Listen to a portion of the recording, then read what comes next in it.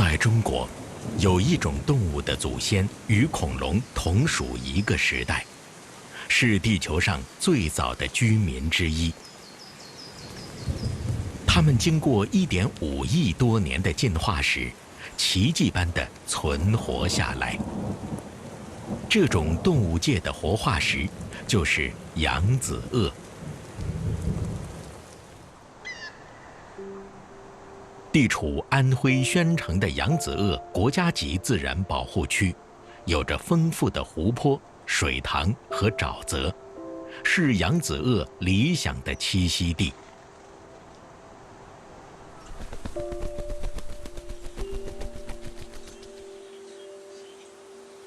白鹭忙着哺育后代，它们飞来飞去，给孩子找吃的，好像总也停不下来。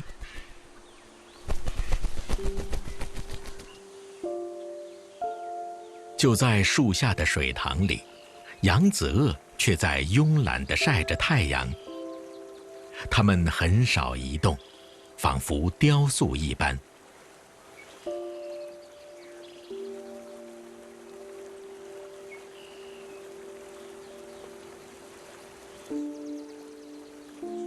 扬子鳄是世界上23种鳄类中中国独有的珍稀物种，也是所有鳄鱼中唯一会冬眠的种类。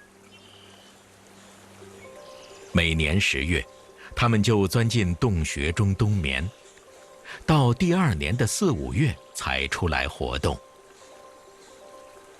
扬子鳄不仅有着非常强的抗饥饿能力，而且它们平时就懂得节省自身能量的消耗。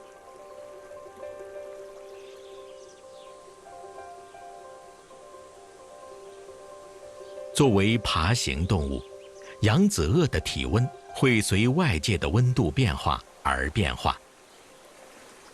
它们要靠太阳和凉水来调节体温，以保持身体温度的恒定。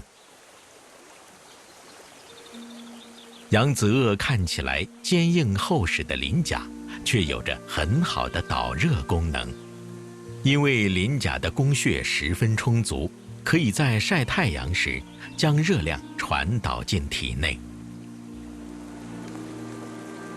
马上就要进入夏季，天气变化有点快，天空由晴转阴，又很快下起了细雨。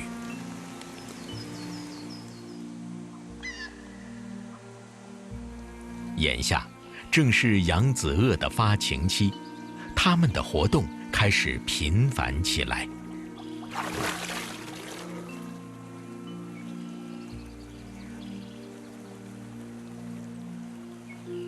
扬子鳄的头部看起来令人生畏，但是含有很多奥妙。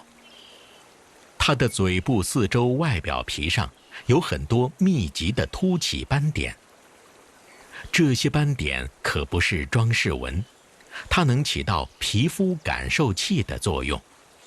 如果水里有东西游动，它通过感知水波就能知道远处有运动的物体。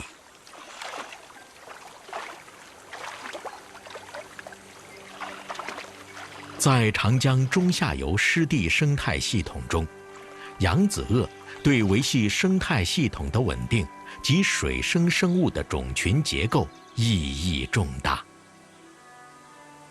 历史上，扬子鳄曾广泛分布于长江和黄河流域。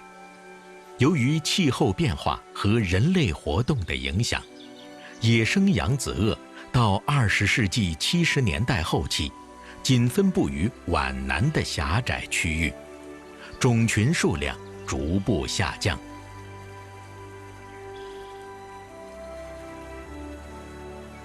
经过科研和保护部门的多年努力，通过野生种群的保护和人工繁育的推进，曾经面临濒危的扬子鳄已基本摆脱了灭绝的风险。